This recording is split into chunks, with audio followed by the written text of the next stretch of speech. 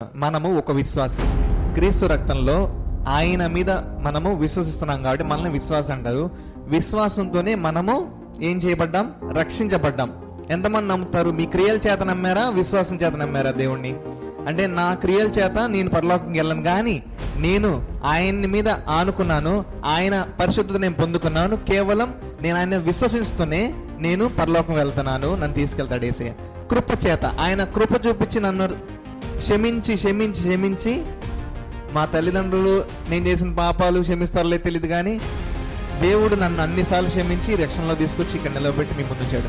అలాగే దేవుడు కృప చేత విశ్వాసం ద్వారా మనము రక్షణ పొందుకుంటాం.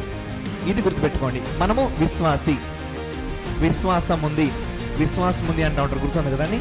ఈ విశ్వాసం గురించి ఈరోజు చెప్దాం అనుకుంటున్నాను. అయితే మనము దేన్ని బట్టి? We walk by faith not by sight. అంటే నేను విశ్వాసం ద్వారానే నడుస్తున్నాను, కానీ చూస్తున్న దాన్ని బట్టి నేను నడవను అంటారు. గుర్తుందా అందరికీ?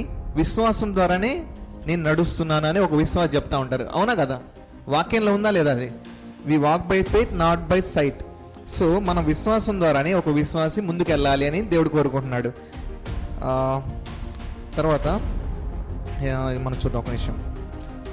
ఆదికాండం 4వ అధ్యాయం 3వ వచనం. విశ్వాసం ద్వారానే ఈ హేబేలు అర్పణ తీసుకొచ్చాడు. అది నేను ఈరోజు చెప్పాలనుకుంటున్నాను మీకు. విశ్వాసం ద్వారానే ఒక విశ్వాసం ఏంది? నేను కొండని సైతం ఏం చేస్తారు? పిండి చేస్తాను, అవసరమైతే దాన్ని లేపవతలేస్తాడు అన్నాడు దేవుడు. విశ్వాసం ఏం చేస్తున్నారు ఈ రోజుల్లో?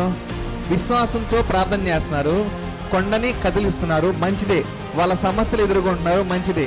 వాళ్ళు ఏదైతే చేసుకోలేనో అంటారో అవన్నీ చేసుకోగలుగుతున్నారు దేవుడు వాక్యం ద్వారా. విశ్వాసంతో సాతాన్ని ఎదిరించి అంత జయ జీవితం ఇచ్చిన దేవుడు విశ్వాసం ద్వారానే వాళ్ళ పరుగు కడముట్టిస్తున్నారు, కొనసాగిస్తున్నారు, అధిగమిస్తున్నారు, జయ జీవితం జీవిస్తున్నారు, అభివృద్ధి పొందుతున్నారు, ఆశీర్వదింపబడుతున్నారు. మనకి దేవుడి కృప విశ్వాసం ద్వారా జతపడి అత్యధికమైన విజయాలు చూస్తున్నారు. నమ్మిన హలో చెప్తారా? ఇది స్టెప్ 1.